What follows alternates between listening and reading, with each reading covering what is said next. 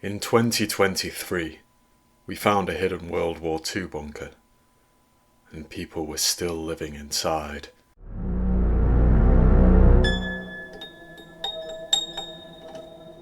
Well, there used to be people. My name is Dominic, and I've been an archaeologist for the past decade. Tantalising opportunities often fall into my lap. Some drenched relic washes up on an Egyptian beach, or a lonesome fossil is uncovered. But I'm often beaten to the punch. That's the nature of the game. And as the years go by, fewer ancient gems remain undiscovered. Consequently, last December, I was dumbfounded by a lead in the Bavarian Alps. And I arrived first. That was not a gift worth squandering. My team and I investigated a frosty nook near Zugspitze, Germany's mightiest mountain. 2 days prior to that, in the wake of a fearsome blizzard, a misshapen steel panel was found in the snow, halfway up a steep cliffside. Emir Langton and I had suspicions regarding its origin. Suspicions confirmed when our team unearthed something at the site. Concrete.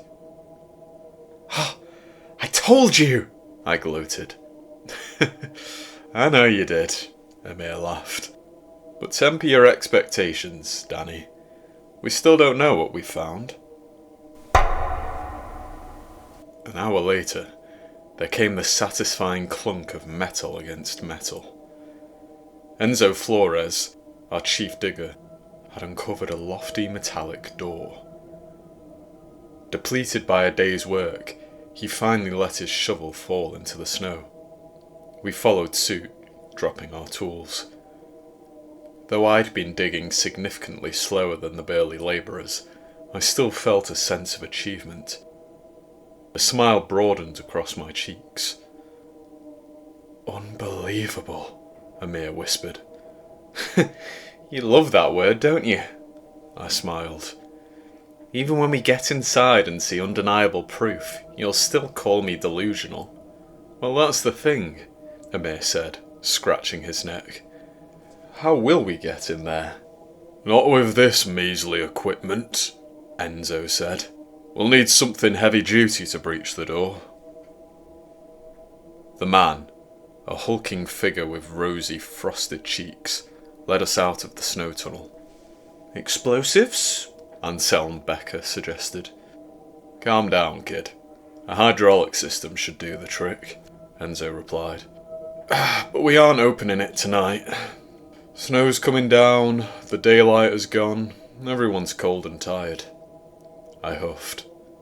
But we... Not tonight, Miss Craven, Enzo insisted. Amir? I said, turning to my friend for assistance. My colleague shrugged. Sorry, Danica. We won't be able to do anything without Enzo and his men. But this is an undiscovered German stronghold, I said. In 24 hours we won't be the only people here.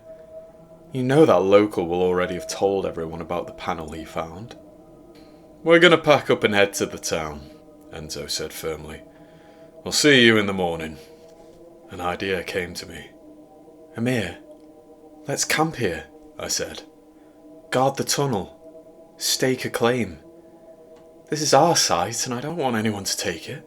I would strongly advise against that, Miss Craven, Enzo cautioned, rubbing a gloved hand against his red brow.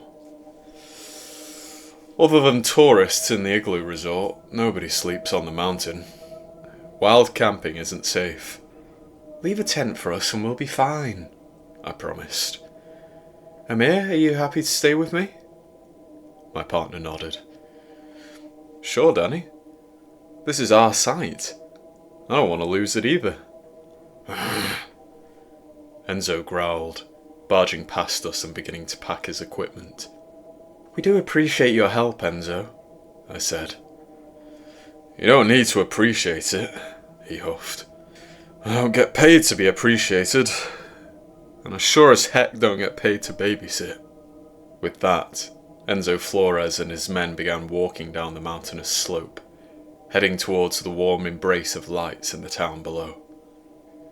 I'm sorry, Amir, I said, as we tucked ourselves into our sleeping bags. He shrugged, smiling. I respect you, Danica. You're more dedicated to this line of work than anyone I know. You deserve this find, so let's guard it. I'm being paranoid, I sighed. No doubt about that, Amir chuckled. But it doesn't hurt to be safe, does it? We'd kick ourselves if someone were to invade our freshly dug site. We've done the hard work. I smirked. I mean, it was mostly done by Enzo. It was mostly done by Enzo, Amir agreed, and we laughed. Thanks, I said. You're always so level-headed. It's a talent of mine, he grinned. As I dozed off, I'd never felt safer in my life.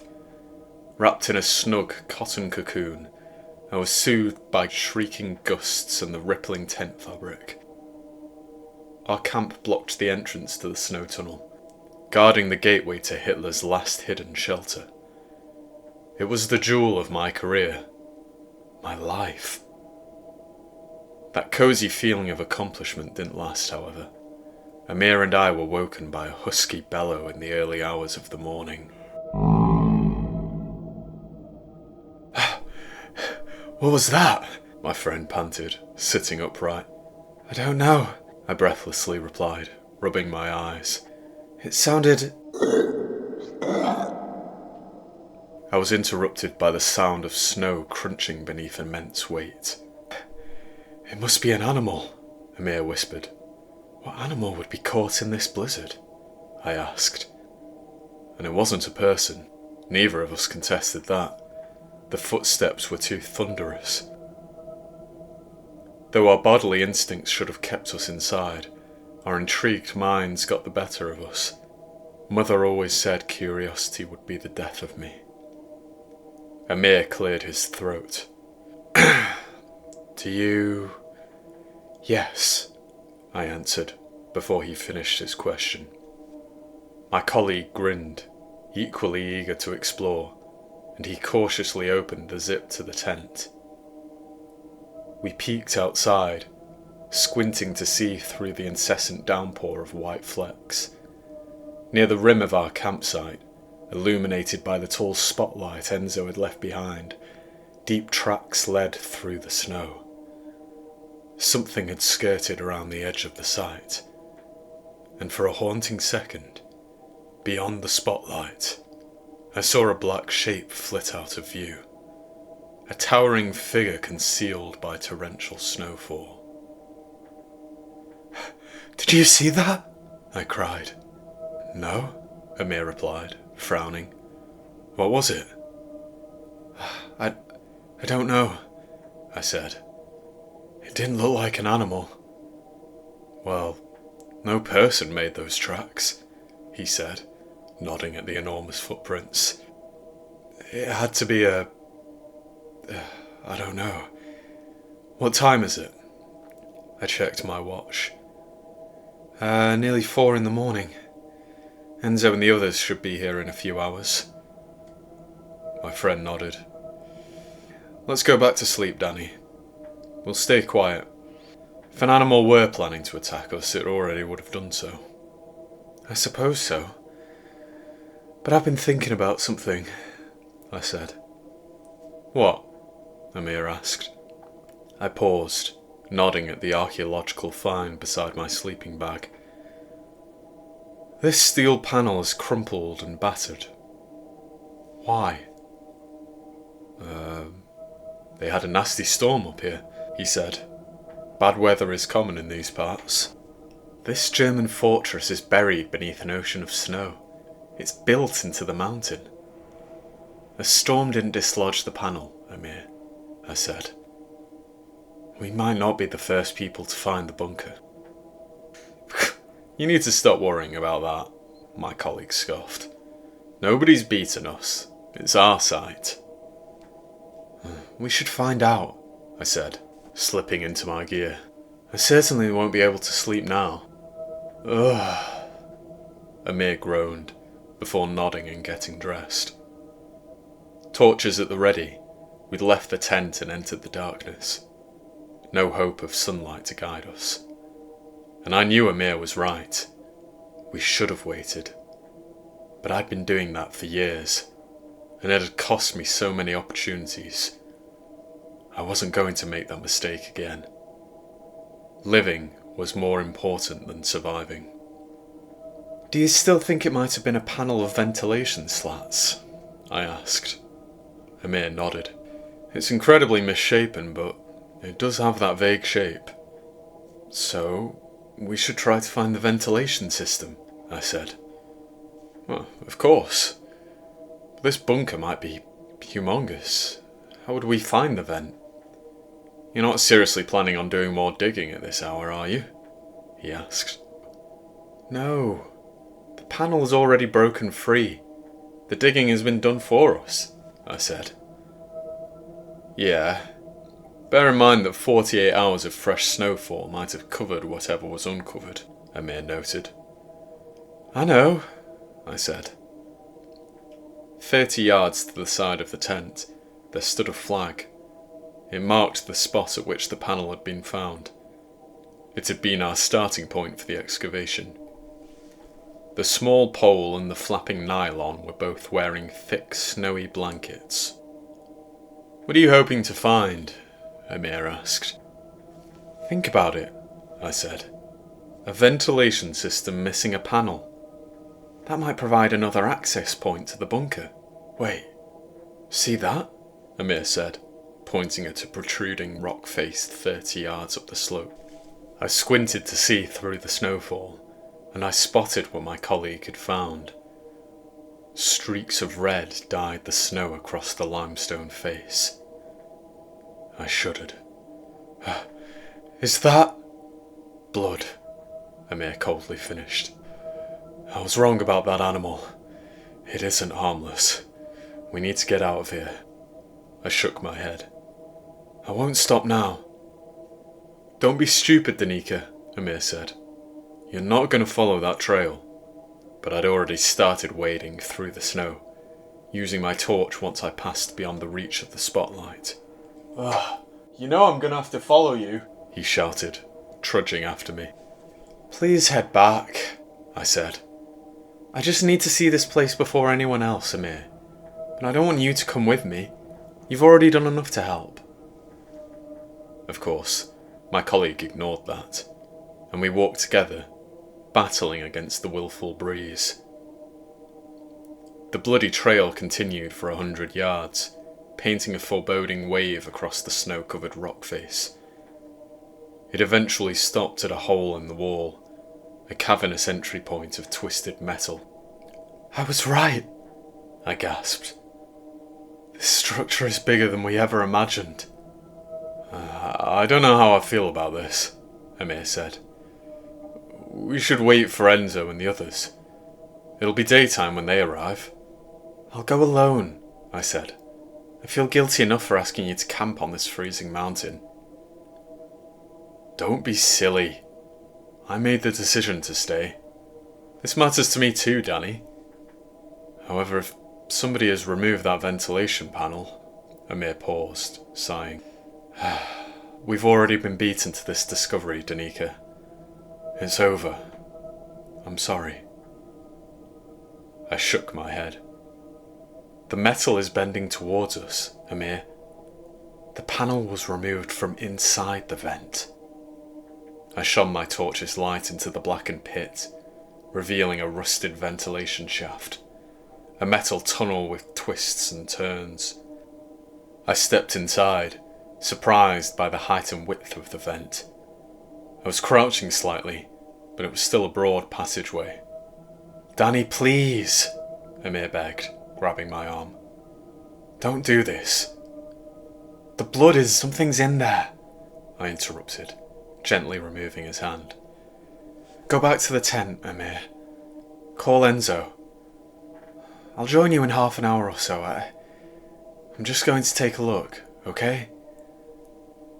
This is the biggest discovery in archaeological history." Amir did not turn around, however. Our boots squelched in the snowy entrance, and then came the squelch of whatever maroon-coloured gunk lay at our feet.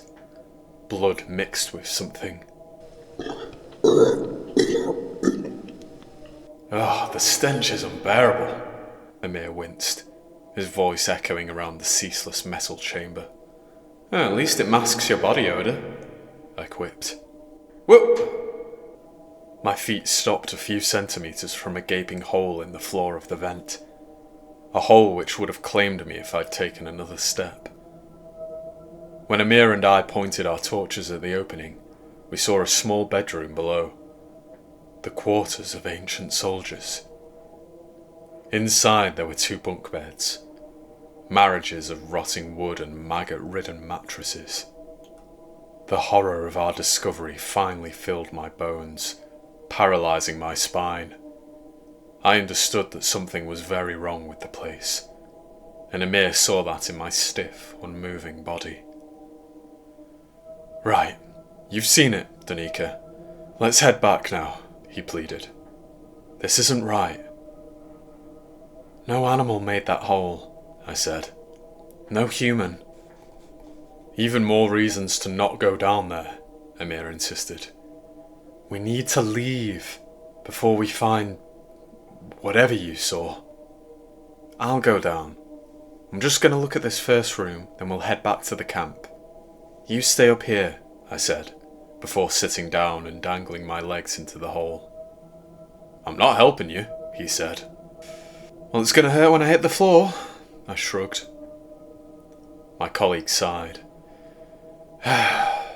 realising that I wasn't bluffing, and he placed his torch on the floor. Then he held my arms tightly as I gingerly slid over the edge of the hole. I felt like a child daring to dip a toe out of her duvet, in spite of the monsters beneath the bed. I placed one foot on the top bunk and lowered my second leg delicately. It squeaked under my weight. I nodded at Amir, and he released me.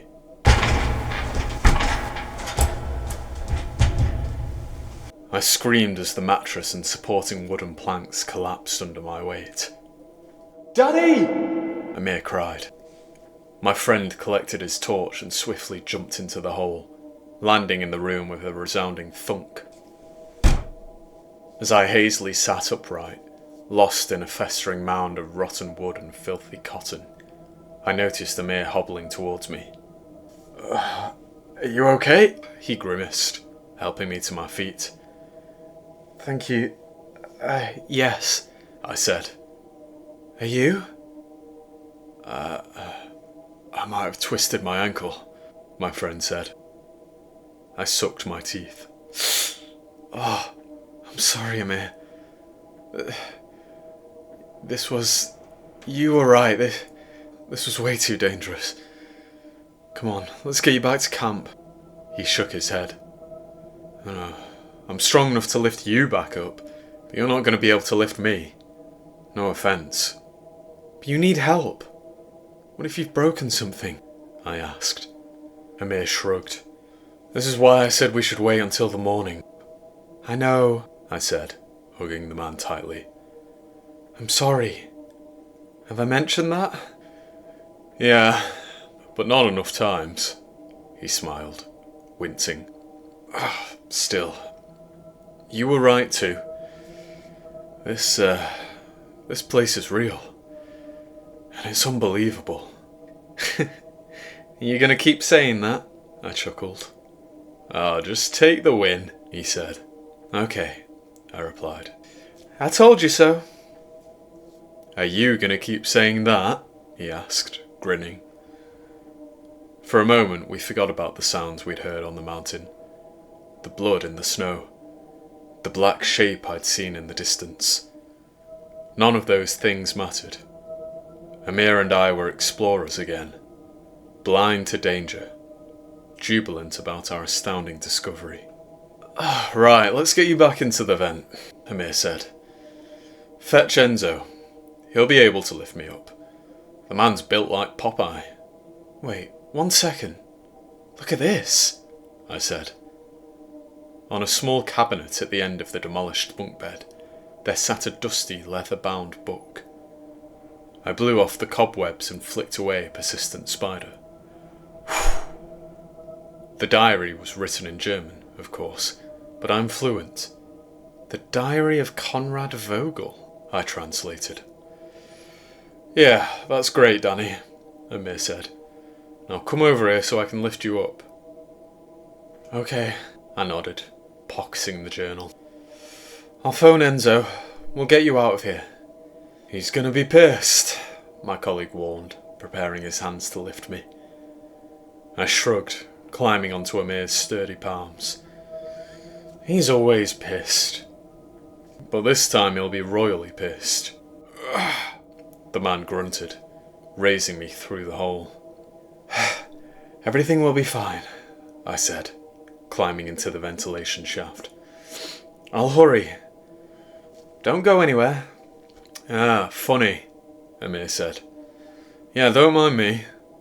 I'll just have a nap on this crusty mattress.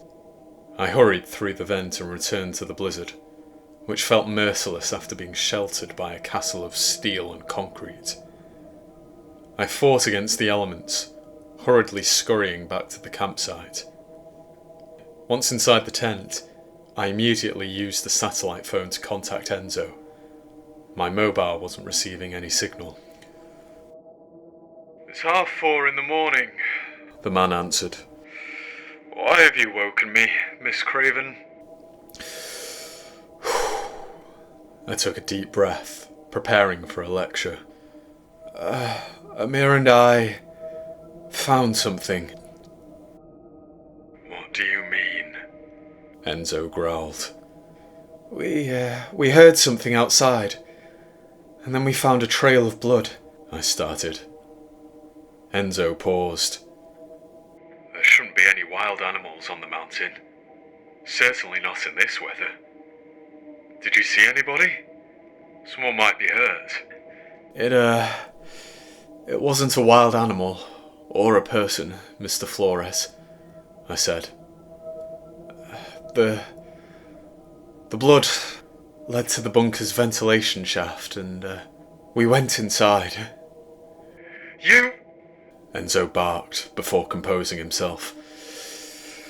Without supervision, you explored an uncharted, century-old building at night.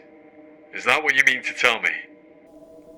Well, we had a little accident, I gulped. I felt Enzo's rage through the phone.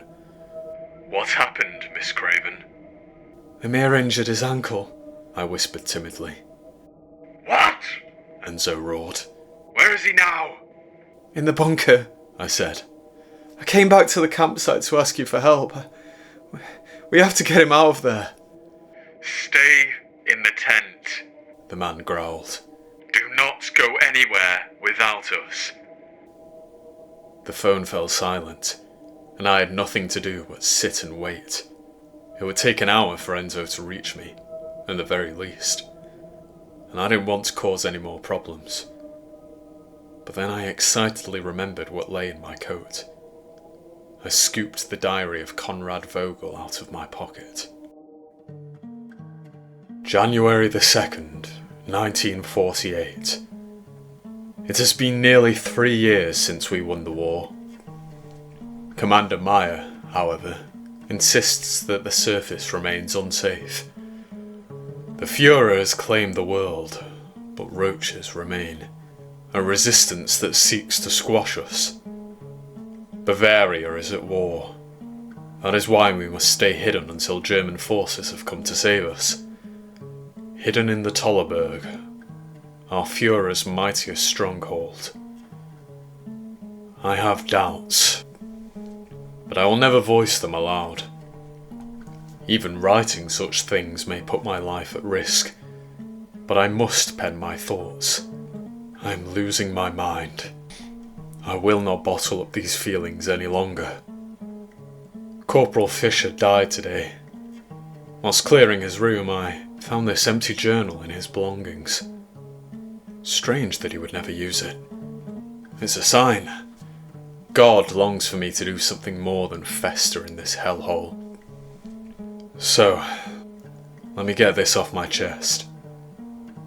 There are two possible truths. Either the war hasn't ended, or we have lost. But we have not won. Why would we still be hiding? February the 27th, 1948. It's harder to keep up with a diary than I thought. Even with nothing to do, the mind wanders. Wanders to frightening places. One of the crop rooms failed last week. I don't know why. Tollerberg is full of advanced technology. Things beyond my understanding. There are dozens of crop rooms, of course.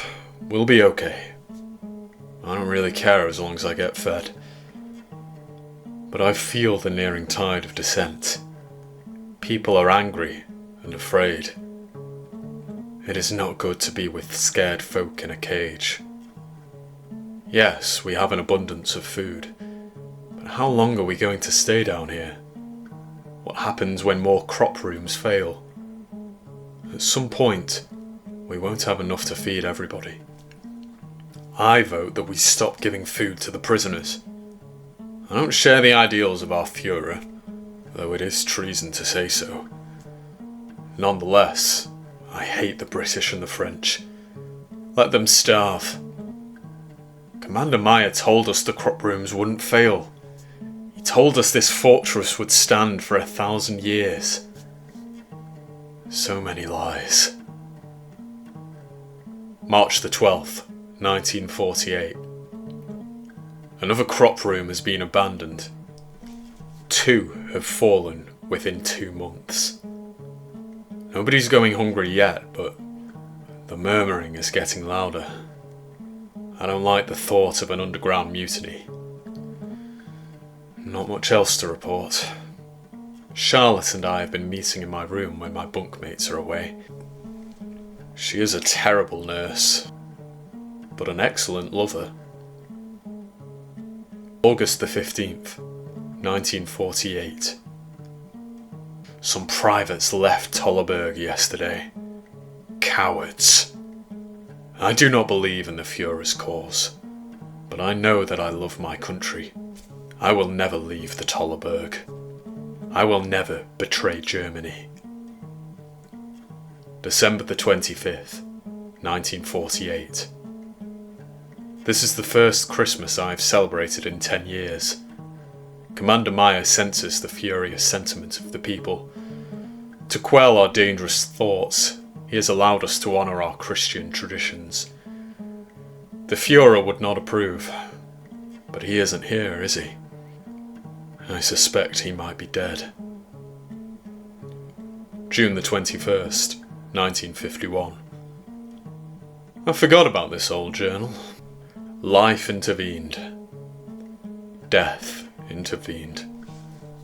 More crop rooms have failed since my last entry, and, as I predicted, rations have commenced. So much for Tollerberg lasting 1,000 years. Many soldiers have rioted, faced execution, and become martyrs for future revolutions, perpetuating an endless cycle of death. Riot, die, riot, die. We despise the prisoners. More mouths to feed. Enemy mouths. Why do we need hostages? Commander Meyer often tells us that a prisoner equals power. To me, that is not the statement of a winning side. The war is over. We lost. But I've known that for years. December the 1st, 1951. The men are falling sick. The women too, though they have been prioritised. Fortunately, we've begun to prioritise Germans when it comes to food. The starving are the sickest, the prisoners. They're malnourished and living in dire conditions. It was only a matter of time before they became ill. It seems Commander Meyer finally values self-preservation over power. However, he's starting to lose his grip. March the 12th, 1952. Dr. Klein says that many of the sick are infected with tuberculosis, the White Death, an old disease. Before coming to Tollerberg, I remember hearing talk of a potential cure for the affliction. Though such a thing may exist, it doesn't exist down here. And the sick are only getting sicker. We are trapped in a tin can. March the 30th, 1952. The ill have been confined to the West Quarters, the armory.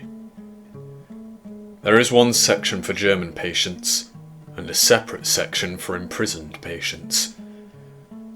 We will quarantine all of them until they die. They have been left with adequate provisions. All I keep thinking is that there will be fewer mouths to feed, and I am glad. July the 10th, 1954. Much has changed in 2 years. I found this book whilst clearing my bunkmate's belongings. I stashed it under his mattress. He would never think to look there, not that it matters now. His name was Bertram, and he caught the White Death. No matter how many times we quarantine the sick, the disease always returns. Dr. Klein has been conducting tests, trying to find a cure. He grows tired of begging Commander Meyer to abandon Tollerberg. Like me, the doctor knows that there is no war. He knows that we lost. But he would not dare leave this place of his own accord. I don't think anybody really leaves. November the 2nd, 1955. I have a reason to unearth this diary once more. Charlotte has given birth to our child. One of only 20 children born in the 14 years we have spent in this bunker. I have named him Fritz Vogel. I fear for the boy's life. I do not want him to become a soldier. I do not want him to live in this place. I pray that Commander Meyer succumbs to old age in the near future. He seems to be the last thread holding Tollerberg together. After he dies, we may even leave. Few people still believe in the cause of the Führer. November the 16th, 1956. Each year passes in the blink of an eye. One might expect time to drag in such a place. No, time does not exist here. Fritz is the only thing keeping Charlotte and me going. But we are lucky. We have more than most, and for that we are grateful. Our population dwindles. 10 years ago, there were 1,000 of us in this underground city. 600 people remain. The White Death ebbs and flows. Whenever we think it has disappeared, it claims another dozen lives or so. But Dr. Klein promises that he is close to a solution. He conducts tests only on the prisoners. That is what he promises, anyway. I don't trust him. And I fear that his experiments continue to put all of us at risk. We shouldn't be keeping the sick alive. Put bullets in their heads and eliminate the risk. Doctors think too much. Life is not that complicated. Klein will kill us all. May the 7th, 1961. It seems I uncover this journal at milestones in my life, and this will be my final one. The White Death has finally caught me. I have requested a bullet tonight. When I am gone, I wish to be cremated. I don't want to be another one of Klein's experiments. I don't believe that he only conducts tests on the prisoners. The aging man has claimed for the past 7 years to be on the verge of a breakthrough. All I see is a pile of bodies. He is a liar. I only hope I have not given this terrible disease to Charlotte or Fritz. I am not a good man, but they are pure people. Charlotte is a woman of conviction. She doesn't want to be here. She cares only for healing people, as incompetent as she may be at doing so. And Fritz is a gentle soul. He doesn't deserve this life. I pray this place does not eat him alive in my absence. Shuddering at the German soldier's last entry, I turned the page to find something unexpected. The Diary of Fritz Vogel. October the 27th, 1973. My name is Fritz, and I don't know whether anyone will ever read my father's diary. They will likely never read my logs either. I found his journal whilst packing my things. I'm moving to a new room in the south wing. Mother is sad to see me go, and I'm scared of the future. But I'm 18 now, and I knew this day would come. Commander Meyer still insists that all men become soldiers, all women become nurses or teachers. It has been that way for 30 years. But this life seems meaningless to me. So few of us remain. And I have found it strange to read my father's account of this place. Stranger still to imagine a world outside of Tollerberg. He talked of 1,000 people living in this bunker. Well, 3 decades later, there are 500 of us. The White Death lingers, but it's not the threat it used to be. Of course, we lose people every year, and there aren't many children. There aren't many people left to have children. September the 8th, 1974. I only remember this book when my feelings are bubbling over. My father was right. Writing is the only thing that extinguishes the insanity. I've been working with Cuckoo Klein in the laboratory. That is what my friends call him. But he doesn't seem that bad to me. I know my father would have agreed with my friends. But he talked of a determined, intelligent doctor. A man to be respected. That being said, the old gentleman I see is, admittedly, a little lost. I have been told he still experiments on the prisoners in the abandoned West Wing. But that's nonsense. They all died long ago. However, Meyer is a very different man from the one father described. Like Klein, he's getting old. February the 16th, 1975. I was excited to work in the lab. It sounded better than doing other soldierly duties. Patrolling corridors, guarding the old armory, cleaning toilets. But I'm starting to agree with my friends. Dr. Klein may be crazy. He makes me uncomfortable. He says peculiar things. You are sick, but I keep you healthy. What does that mean? Lena told me that he often says the same to her. She keeps me from losing my head. December the 2nd, 1976. Mother passed. She caught the White Death. Dr. Klein said that the old ones don't have what it takes to beat the sickness. Not like the young blood, the post-war babies. I've asked the commander to assign me to a different department.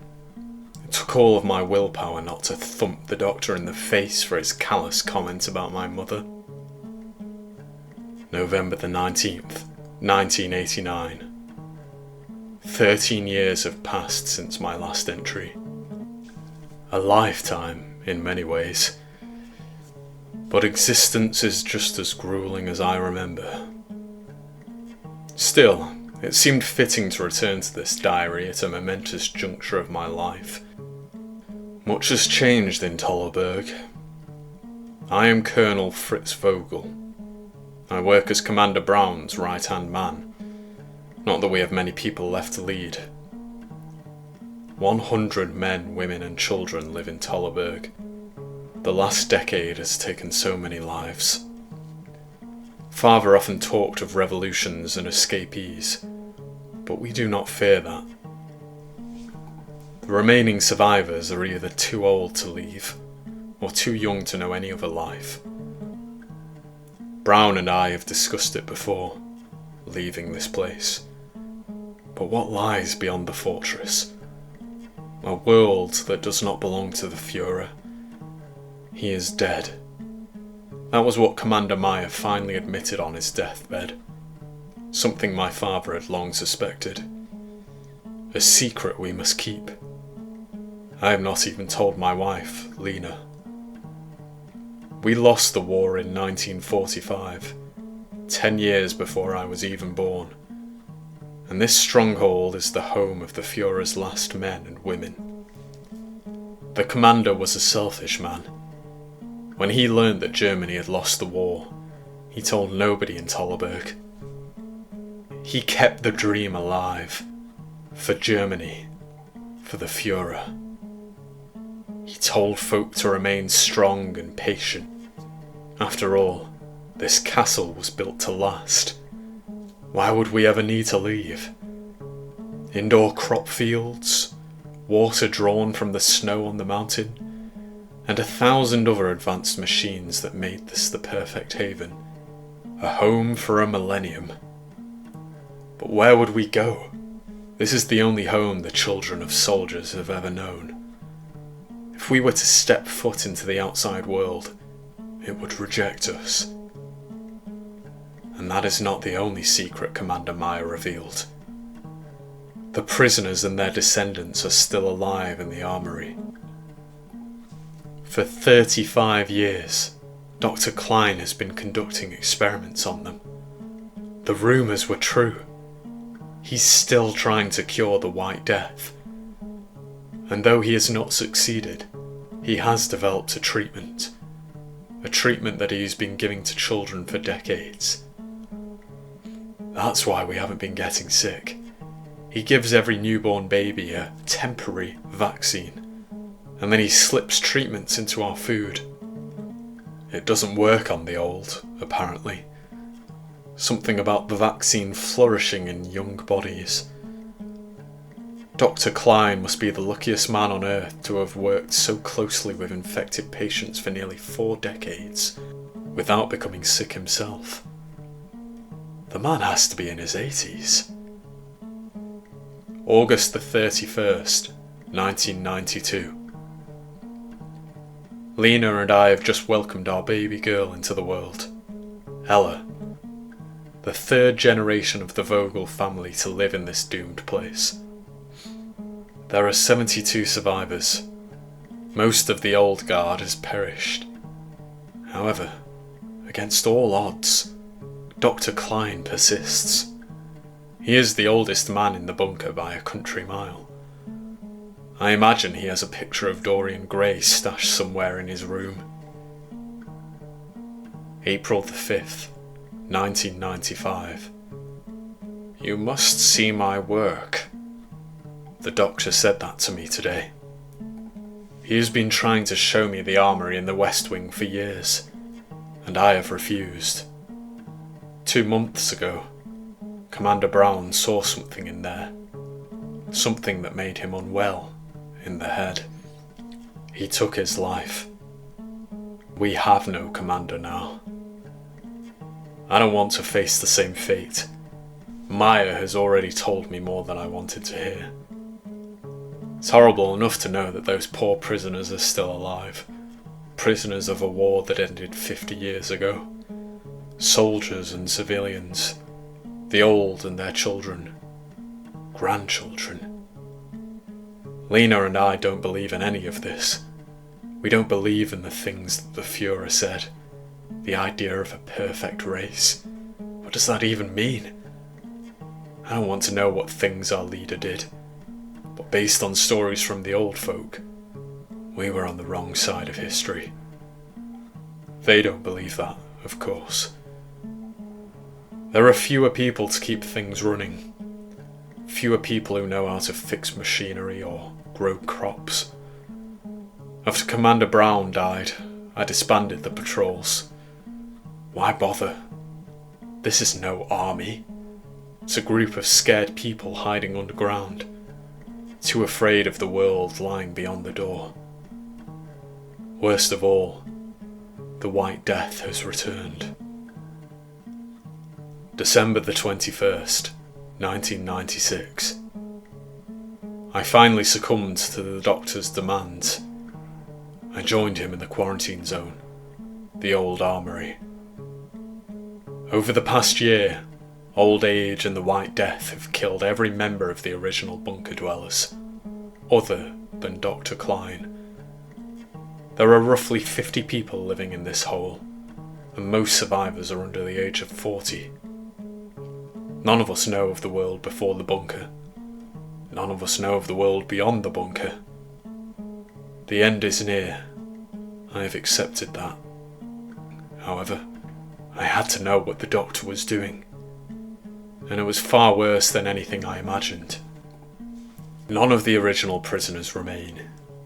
The surviving inmates are the children and grandchildren of the English and French captives. They have known no life beyond the West Wing, beyond their cages in the armory. The German ward of the quarantine zone is empty. No sick have survived in there. But that wasn't what horrified me. In the prison ward, Klein introduced me to the children and grandchildren of the prisoners. They were bloated beyond breaking point. Gargantuan, bulging people. Not just their bellies, but their limbs and faces. Their skin was black and green, swollen as if their entire bodies had developed gangrene. The doctor ignored my disturbed reaction, and he began to taunt the children, spitting in their cages, calling them vile, sickening names, telling them that God had punished them for their sins. The very sin of being born, with regard to the Jewish prisoners. My father was a man of God, and that didn't sound right to me. The children said nothing in response. They surveyed us with agonised, glassy eyes that seemed to beg me for death. And that was when I snapped. Before I even knew what I was doing, I drew my father's ancient revolver and unloaded all 6 rounds into the doctor's back.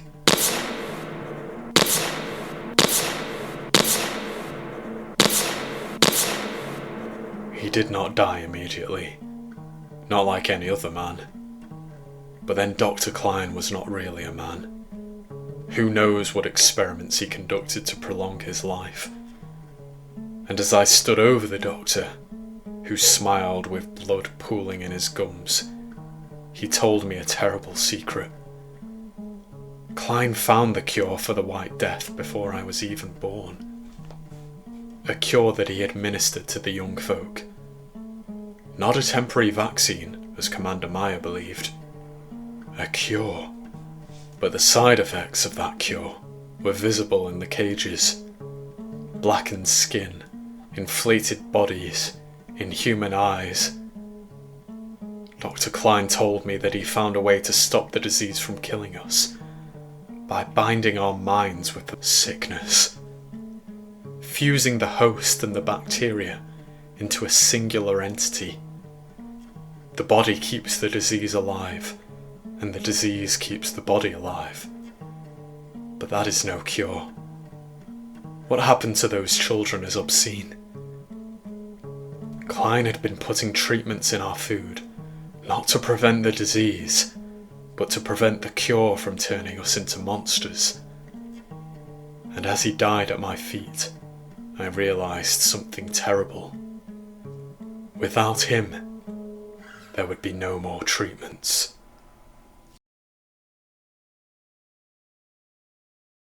I turned the page to find nothing but manic scribbles. Scribbles that continued throughout the remainder of the book. The occasional word or phrase was legible. Warm, warm, eat. And then my heart raced as I remembered the dark shape I'd seen outside the tent. The looming shadow with large footsteps. One or more of the Tollerberg residents had survived. Amir, I whispered fearfully. Enzo Flores arrived with Anselm Becker close to 6 in the morning. The snowfall showed no sign of easing, and neither did the temper of the lead workman. I heard him long before I saw him. The man began to roar over the wind, and I unzipped the tent to see 2 figures beneath the harsh glow of the spotlight. "Where is he?" Enzo shouted. I'll show you," I meekly responded, stumbling out of the tent. We hurried up the mountain, following the bloody trail along the rock face. It had mostly been covered by fresh snow, and I moved quickly, afraid of Enzo catching up to me and giving me a proper scolding. When we reached the vent's torn entrance, I realised that I hadn't told Mr. Flores of the horrifying revelations I found in the diary. "That was decades ago. There's nobody other than Amir down there," I fearfully and unconvincingly told my rapid heartbeat. "What were you thinking?" the lead labourer screamed over the weather. "I asked him not to follow me," I croakily replied. "And how would that be better?" Enzo asked. "You would have been the one stuck down there, and he wouldn't even know." I followed our disgruntled leader into the metal tunnel, and his timid worker joined me. After a minute of navigating the winding passageway, we arrived at the hole above the bedroom. "He's in there," I said, as Enzo shone his light into the room. "We're back, Amir." There was no response, and before I'd even blinked, Enzo jumped through the hole in the vent. He landed on the bedroom floor with feline nimbleness, causing Anselm and I to widen our eyes in shock. "He's not here," Enzo growled. "Is this the wrong room, Miss Craven?" "What?" I asked, peering into the hole. No, there's the bed that broke when... This is the room, Mr. Flores." My heartbeat quickened again. Words from the journal sounded in my brain, overlapping in a jarring cacophony.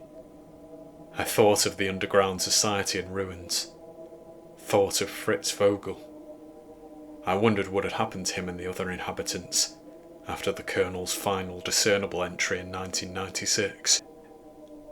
That was nearly 30 years ago, I reminded myself again. They're all dead now. "Well, he's left," Enzo angrily pointed out. "Did he fancy a stroll, eh?" I don't know," I whispered. "And the door's open," he said. "Was it open when you were in here?" "I don't remember," I said. "Maybe? No, it wasn't." "Right, so he's in this place, somewhere. Do you have any idea of the dangers that might lurk down here?" Enzo barked. I stammered. I'll pay you more for... "Pay me more!" The man brayed hysterically. "Are you joking? There is no amount of money that covers this. The bunker is older than my grandparents. It's fallen apart at the seams. Exploring it will kill us. Is that what my life is worth to you, Miss Craven? A few extra pounds?" "You need to breathe, Enzo," Anselm said. "We're coming down and..." "Well, of course you're coming down," the Spaniard spat. "How do you expect me to live with Amir's death on my conscience? We have to find him." Enzo lifted his broad arms and motioned with his hands. "Jump," he bluntly ordered. "Wait, I think you and I should do this alone," Anselm stated.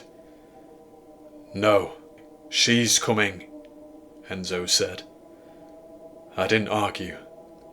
I slid my legs over the edge and fell into the labourer's grip. He roughly handled my waist, as if meaning to hurt me, and then he delicately helped Anselm Becker down. Nothing in the deserted bedroom looked different, other than the open door. There were no signs left by Amir, none that I noticed, anyway. "Lead the way, Miss Craven," Enzo said, nodding at the door. I gulped, terrified by the fact that the torch's light seemed to do nothing to permeate the thick sea of blackness beyond the open doorway. And when I left the safe confines of Fritz's room, I found myself standing in a forgotten hallway lined with an endless sea of doors. I looked back at the bedroom. Room 421. I committed that to my memory. How do we find him? I asked. I have no idea, Miss Craven, Enzo sighed. I'm a labourer, not a search and rescue specialist. I was expecting to find a man with a twisted ankle in that room. A simple in and out job. Perhaps we should head down the mountain, Anselm said. Find some proper help. Before Enzo or I acknowledged Anselm's wise comment, a distant sound of pain filled the corridor. Either groaning metal or a groaning voice.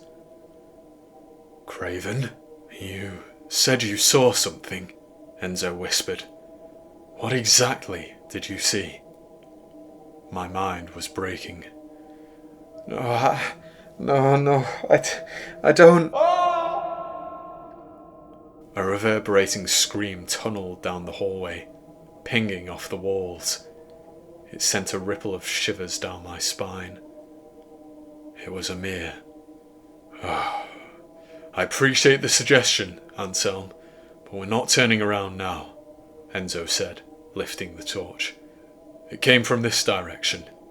You're not serious, his worker said. I didn't sign up for this. You told me we were lifting a guy out of a hole. What was that sound?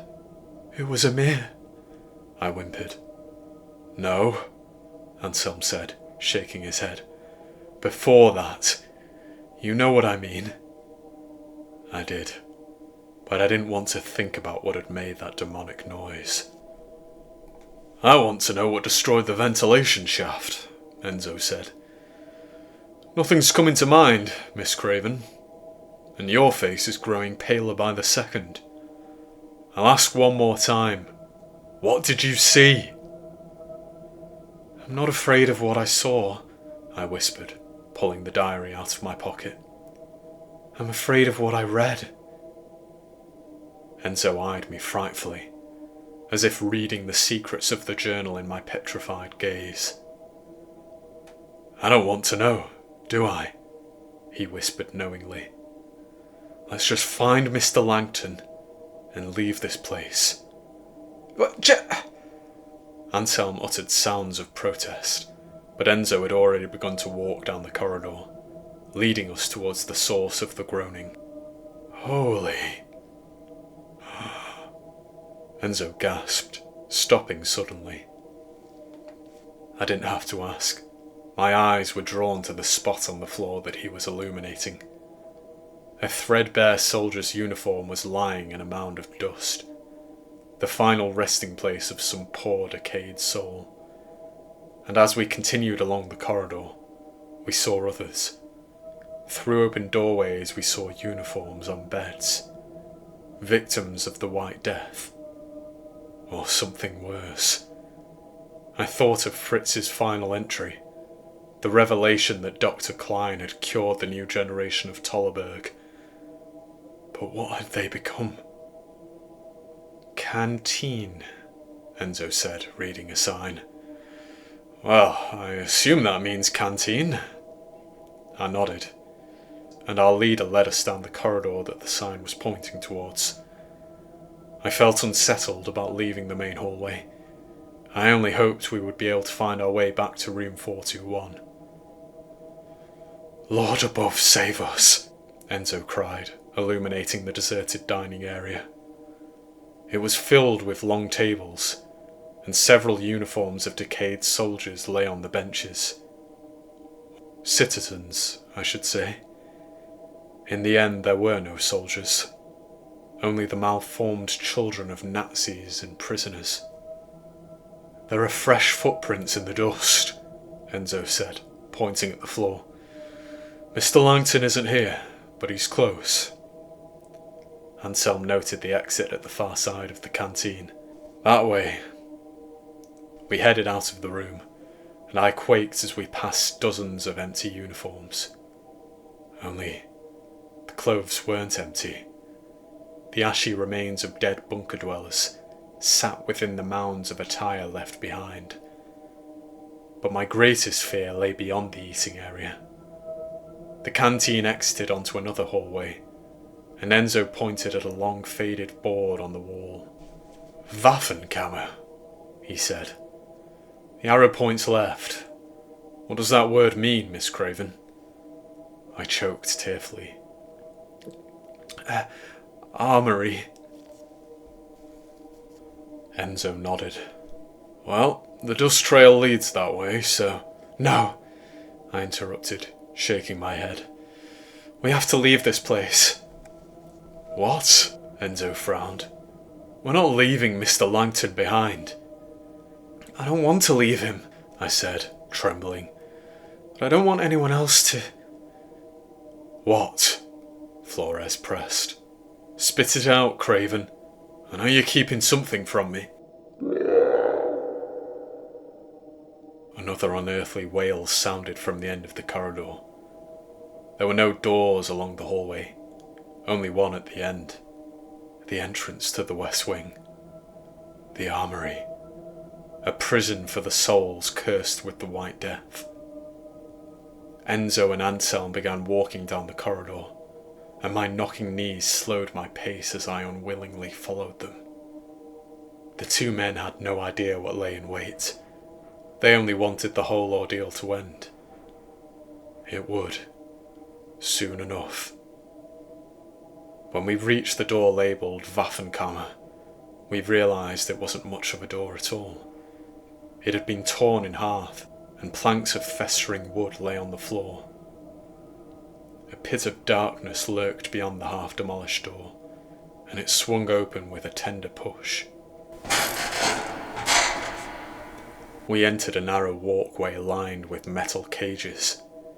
Each barred section housed abandoned boxes of ammunition, and ancient rifles were attached to the walls. There were worn mattresses and more crumpled uniforms on the floors of the cages. This had been the first ward of the quarantine zone, the German ward.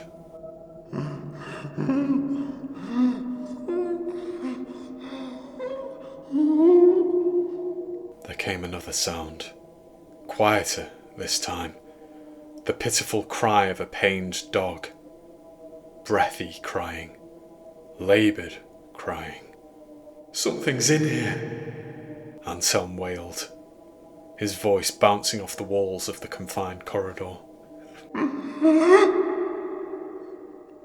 His utterance deadened the crying. A shadow danced along the wall, a shape just beyond the glow of Enzo's light. There was a moment of stillness, no movement or sound. The false calmness at the eye of the storm, and then a moan sounded from the ceiling, followed by a thump. Something had landed between us and the door. We turned to face whatever had trapped us in the armory. Darkness approached. A colossal being darted towards us, a humanoid of such enormity that it did not fit comfortably between the cages of ammunition. Its rotten flesh puckered and creased as it squished its horrible, portly form through the narrow corridor. Fritz's final entry did not do the hellish thing justice. Its infected skin oozed darkened sludge and pus. Its eyes were grey, bulbous, unseeing spheres, but it sensed us. The creature swiped at my screeching face, tearing into my flesh, and I braced for what I hoped would be a swift death. However, Enzo Flores stepped between the beast and me, and he was in the creature's grasp before I'd even blinked. The dreadful demon, distended beyond natural limits, was somehow holding itself together with rotting, diseased, stretch-marked flesh. "Run!" Enzo yelled, grappling with the thing that used to be human.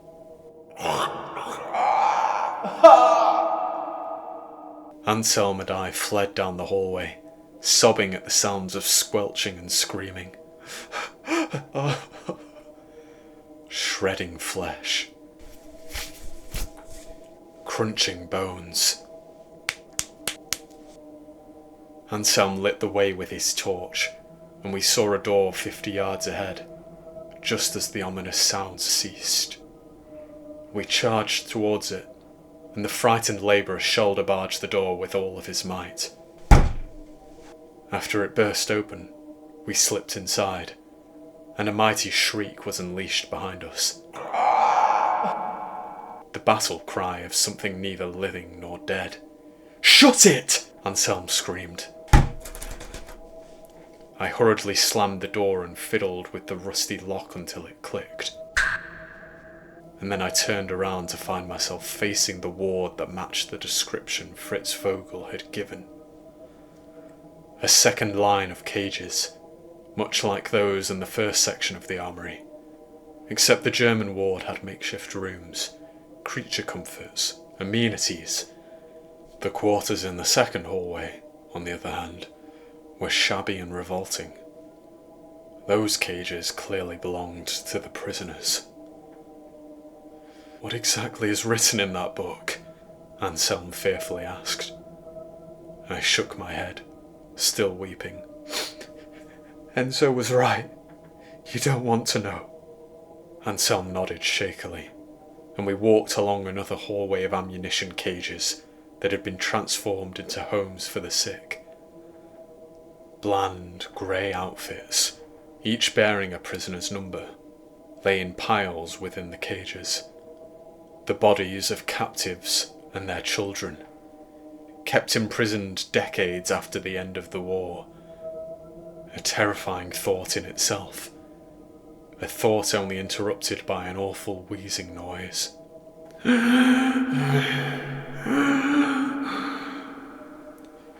"Do you hear that?" Anselm asked weakly. It sounds like breathing," I moaned in horror. I expected to see another ghoul lurking in the shadows at the end of the corridor, but I realised the sound was coming from my side, and then I cast my torch's light into a cage with warped metal bars. Within the room, 2 uniformed prisoners were drenched in blood and dirt. The numbers were concealed by years of filth, and their clothes were ripping at the seams. Their bulging forms horrified me. Most dreadfully, they were glued together. Their flesh had joined, like 2 stale mounds of clay, mushed into one direful entity. The 2 mouths of the creature opened in unison, revealing black, toothless chasms. "Warm," they moaned together. "Each warmth." Horrified, I recalled the deranged scribbles of Fritz Vogel. He had said similar things. "No!" Anselm yelped, lighting a patch of floor beside the conjoined prisoners. I recognised the crumpled heap he had illuminated. 2 crumpled heaps. Amir. His body had been violently divided at the waist, and his intestines tied the 2 separated halves together. I wailed, brain disintegrating as I eyeballed my friend's undignified corpse. I didn't want to imagine the horror and pain he had endured in his final moments of life. And as I noted the chunks of flesh missing from his body, along with the fresh blood on the lips of the conjoined prisoners, I understood the full, twisted truth. Eat warmth. A booming thud interrupted my thoughts. "It's going to break through the door," Anselm whimpered. I was lost in a daze, but the labourer grabbed my shoulders and twisted me to face him. "Danica," he said, "I'll get you out of here. When it passes your cage, Run. I didn't respond. Tears painted my petrified face, but the man shoved my detached body into the open cage on the opposite side of the hallway. He switched my torch off and placed a finger to his lips. Moments later, the creature barreled into the ward of the prisoners. I was barely cognizant of Anselm running down the corridor, moving towards the end of the room, but I realised what he was doing. Hey! He screamed at the creature, waving his torch. It was over in seconds. The bulbous being, almost supernatural in essence, fired down the walkway, passing me. It lunged towards the screaming labourer at the far end of the armory, and awful sounds followed. Ah! I slipped out of the cage, fleeing the scene. Some primitive urge controlled my physical form. But I managed to twist my head, foolishly locking eyes with the horrible sight at the end of the room. The creature tore Anselm to pieces, as if it were breaking bread. But that isn't why my mouth gaped. The creature's bare back, coloured black and green from disease, bore 6 circular wounds. No, it's not him, I told myself, stifling a scream.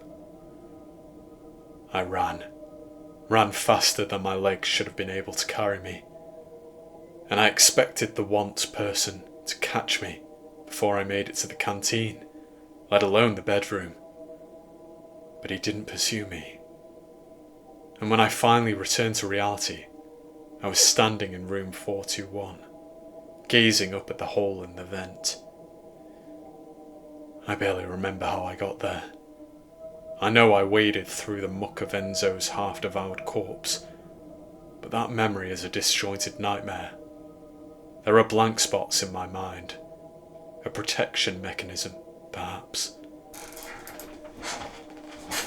After heaving the remaining bunk bed under the vent, I hauled my body onto it. Thankfully, it did not collapse under my weight, and I managed to pull myself into the metal tunnel. Reduced to a broken being, I stumbled through the winding system and finally reached the world dimly lit by the dawning sun. A red hue streaked the sky, and the blizzard had quietened. Flecks of snow fell gently, and the breeze blew quietly. The mountain felt unnaturally stiff, unaware of the horror that lay below its surface. I darted down the slope, eventually falling into the main road of the town below. I was a bawling, unintelligible heap. A local hotel receptionist quickly found me. He was disturbed by the sound of wailing in a town that was ordinarily so peaceful. I told everyone everything. I didn't care how crazy I sounded. They would see for themselves when they entered Tollerberg. To an extent, they did. After breaching the bunker door and exploring the facility, they found so much of what I described. The uniforms of fallen soldiers, the destroyed vent, the blood, even the remnants of my team. But no sign of the monsters. They had escaped. The psychiatrist still tells me that they never existed. After all, what remained of my team members had been found in a pile of rubble at the far end of the armory. A collapsed ceiling killed them. That remains the official verdict. But I know better. I have the diary of the Vogels. Most tellingly, I have the scar on my face. A scar that still hasn't healed. It worsens by the day. My blue pupils have been fading to grey. And there is a voice in my head that I don't recognise. One that hungers for something I don't understand. Warmth.